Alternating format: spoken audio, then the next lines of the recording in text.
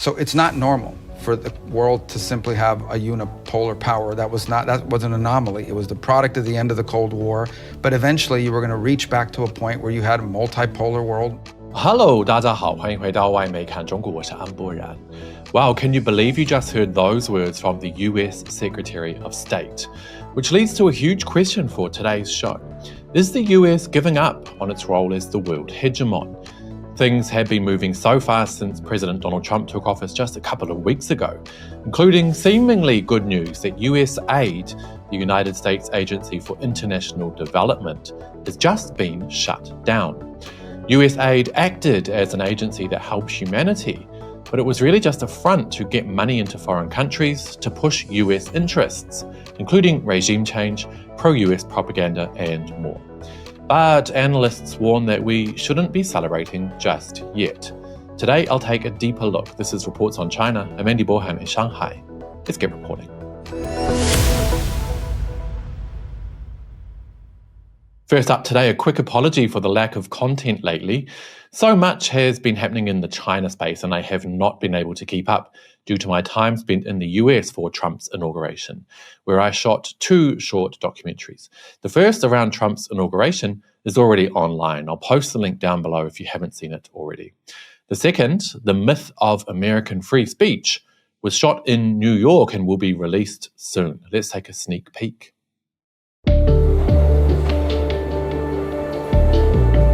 I'm in New York to ask a simple question. Does freedom of speech really exist in the USA? Why are you asking those questions? Uber policy, you can't talk about politics. Absolutely. And boy, did I find out. We can work with China. Hey, he's talking to me. The police will come and lock you up. Right, back to the show. One of the first things President Donald Trump did upon re-entering office was to temporarily shut down US foreign aid. On January 23, he signed an executive order to shut down funding immediately. As Klett Karenberg reported, that meant USAID, a group he says has been involved in shady operations overseas for years, was quote-unquote dead. Basically, what USAID did was to masquerade as a project to help humanity while engaging in missions to push US hegemony. Kit posted, USAID is a multi-billion annual global corruption and money laundering racket, carrying out coups and destabilization while handing out free condoms, waving rainbow flags, and enriching tiny captured sections of target countries. It's beyond satire. Soon after funds for USAID froze up, the agency's website went offline, and now its Twitter account has disappeared. That has meant that, interestingly, Twitter, as just one example, has seen significantly less anti-China trolls posting crap over the past few days. And it shows extremely clearly that they were just doing it for the money. But geopolitical analyst Brian Berletic has warned us not to celebrate too soon about the fall of USAID, because it will most likely mean that Washington, D.C. will just move their operations more underground. He tweeted, "Everyone celebrating USAID's website going down and its X account disappearing need to take a moment and think. If USAID, NED, IRI, NDI are actually eliminated, the work they're doing will be transferred back to covert operations conducted by organizations like the CIA, making them more difficult to detect and expose. This will enhance, not deter, US interference abroad. The Trump admin is telling us it will continue pursuing regime change and military confrontation around the globe, including and especially with Iran and China. Do we honestly think they'll abandon subversion and interference as tools? No, obviously not." And I think Brian is right to urge caution. Remember, the CIA used to perform its role interfering in other nations covertly, and then created groups like the NED and USAID to bring those efforts more into the open and avoid the negative connotations that came with the CIA. Now it may just revert to the secretive way it did things before 1983 and 1961, respectively. In other related and massive news, US Secretary of State Marco Rubio has become the first US politician to acknowledge that the world is now multipolar in nature, meaning it's no longer run by US hegemony. In an interview with Megyn Kelly on January 30, Rubio recognized that the days of the US running the show are effectively over. Let's watch the clip. So it's not normal for the world to simply have a unipolar power. That was an anomaly. It was the product of the end of the Cold War. But eventually you were going to reach back to a point where you had a multipolar world, great powers in different parts of the planet. We face that now with China and to some extent, Russia. And then you have rogue states like Iran and North Korea you have to deal with.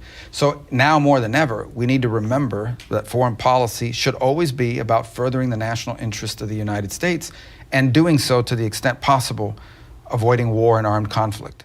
Geopolitical analyst Arnaud Bertrand has a very thought-provoking theory, taking into account Rubio's statement and the fact that US foreign aid has been shut off, that the US will now peel back its ambitions to police the world and instead simply work for its best interests, regardless of who are traditional allies or so-called enemies.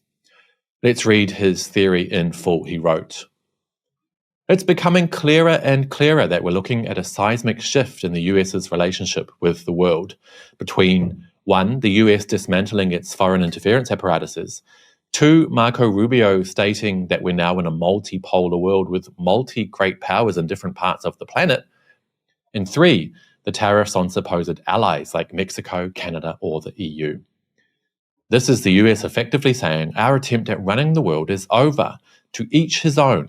We're now just another great power, not the indispensable nation.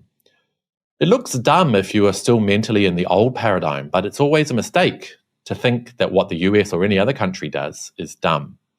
Hegemony was going to end sooner or later, and now the US is basically choosing to end it on its own terms.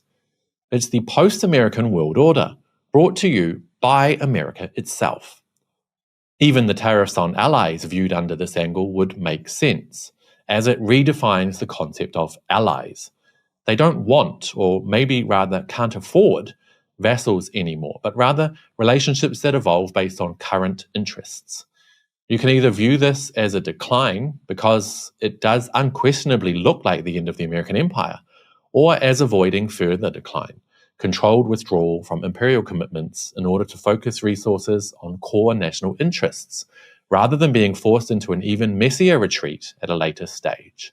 In any case, it's the end of an era, and while the Trump administration looks like chaos to many observers, they're probably much more attuned to the changing realities of the world and their own country's predicament than their predecessors. Acknowledging the existence of a multipolar world and choosing to operate within it, rather than trying to maintain an increasingly costly global hegemony, couldn't be delayed much further. It looks messy, but it is probably better than maintaining the fiction of American primacy until it eventually collapses under its own weight. This is not to say that the US won't continue to wreak havoc on the world, and in fact we might be seeing it become even more aggressive than before.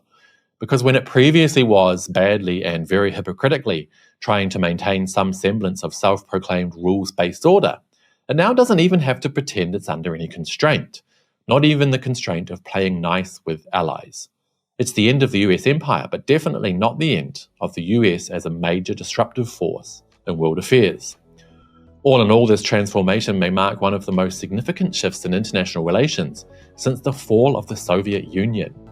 And those most unprepared for it, as is already painfully obvious, are America's vassals caught completely flat-footed by the realization that the patron they've relied on for decades is now treating them as just another set of countries to negotiate with. Very, very interesting theory there of the huge changes we've seen in US policy since Trump resumed office. Each to their own, and no more US world police. And on that note, you guys, that will be it for today. But what do you think? Should we look at these changes with caution? Do these developments show a move to a better world? Do let me know down below. And don't forget to hit like and subscribe if you haven't already. It really does help the channel. I'll see you all next time. Bye-bye.